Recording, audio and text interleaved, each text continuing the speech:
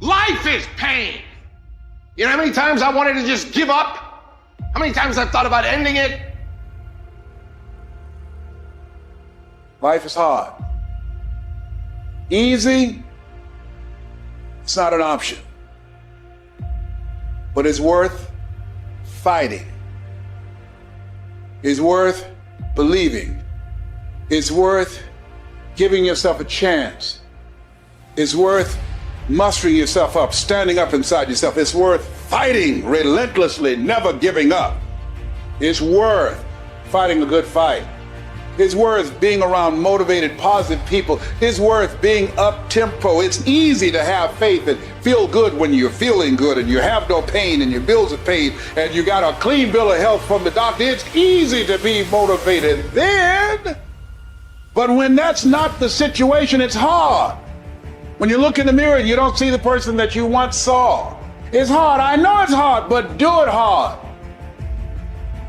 You got to go all the f in. When there's a will, there's a way, and there's always a way. When you're committed, you don't care about the facts. You don't care about the odds. You don't care about the opinions of others. The only thing you care about is making it through to the other f***ing side. No matter what it takes. You just got to keep searching, keep fighting, keep hammering, keep failing, keep trying, keep getting back up again, and stop at nothing to reach it. You got to have mental toughness. You don't give up on me. You don't quit on me. You man up. You woman up. You get your life back. You get your family back. I need you to have mental toughness. When you come up against that thing, you got to outlast it. And you got to already have made up your mind before you get to cancer. You got to already have made up your mind before you get to that exam. You got to already have made up your mind when you're talking to your husband, when you're talking to your wife, when you're talking to that sickness. You got to look at it before you even get to it. So don't you ever give up.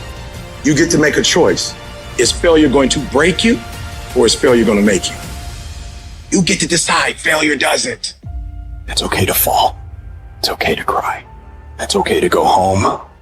But quitting should never be an option. It's not in falling that makes us failures. It's in not getting up that makes us failures. And you get to decide if you get up or you don't get up. I can accept failure. Everyone fails at some point. I cannot accept not trying. I don't feel rejected. I tried. How do you feel rejected when you try? The person who didn't try should feel rejected. The person that didn't try should feel defeated. I tried. I don't feel rejected. I feel good about myself. I don't feel bad. I gave it 120%. You can't never feel bad when you put forth 120%. You can't let the outcomes make you feel whack. I'm not whack. I'm a warrior. I'm a problem solver. I'm not soft. I'm not weak. I don't quit. I don't give up. I don't surrender. I don't always win, but I always try. When you believe with everything in you that you are destined for greatness, you will find a way. You turn a tragedy into a triumph, despair into repair, pain into gain, adversity into prosperity. You have to know that this thing is going to work. Come hell or high water, whatever it is that I set out to do, it may not happen in 6 months, it may not happen in a year, it may not happen in 2 years, but at some point, my dream is going to become a reality. I think about my why. I can't quit. I can't stop. I can't get tired. I can't give up. I can't give in. My mama counting on me. My wife is counting on me. When you ain't got nothing left in your tank, you got to think about the people in your life that you're doing this for. And then if you could think about them, you could go one more mile. You could go one more day at work.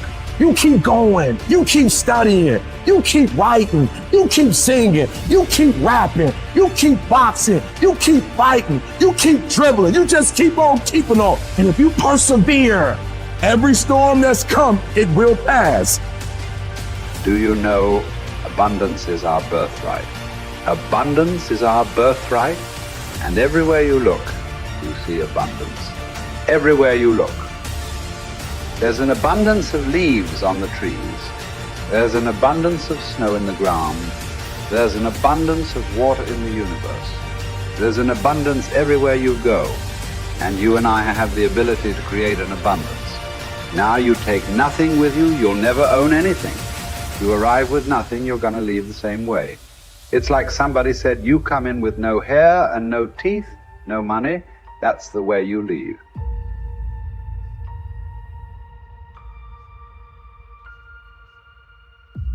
But while you're here, you can enjoy an abundant life. You can have all of whatever it is you want, but you have to earn it. Now, what would abundance be in your life? What would abundance be? To one person, it may be different than to another. But understand this, it all starts in our mind. Most people are letting what they have now control how they see themselves. They let their bank account control them. They let the friends they have control them. They let their conditions or circumstance control. That's not where we want to go. We want to go inside. Everything starts from the inside out. So let's start over. Let's start over. If life isn't the way you want it now, make up your mind. You're going to start over. You're going to sit down. You're going to write out how you do want it. Now, we want abundance. We want an abundance of friends. We want an abundance of money. We want an abundance of all the good things in life that make us more comfortable and have us enjoy life to a greater degree. And you know, we can have it, but we've got to understand we can have it.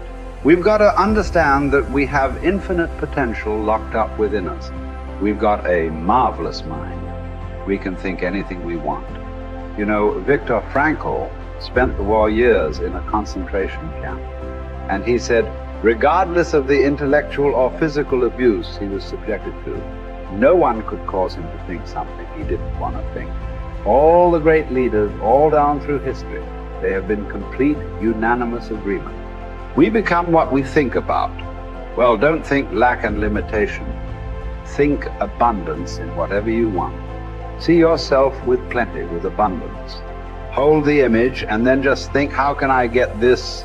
By continually seeing yourself with it, the way to get it will start to come to your mind.